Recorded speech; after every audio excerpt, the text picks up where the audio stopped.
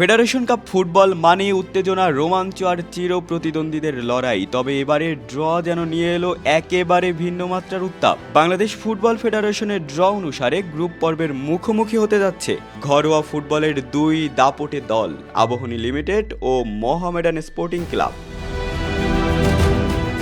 দুই দলই নিজেদের ঐতিহ্য আর সাফল্যের জন্য পরিচিত। আবাহনী 12 বার ফেডারেশন কাপ জিতেছে, যেখানে মোহামেডান আছে 11 শিরোপা নিয়ে। সবশেষ 2022-23 মৌসুমে আবাহনীকে টাই ব্রেকারে হারিয়ে চ্যাম্পিয়ন হয়েছিল মোহামেডান, কিন্তু এবার গ্রুপ পর্বেই হবে প্রতিদ্বন্দ্বিতার মহারণক।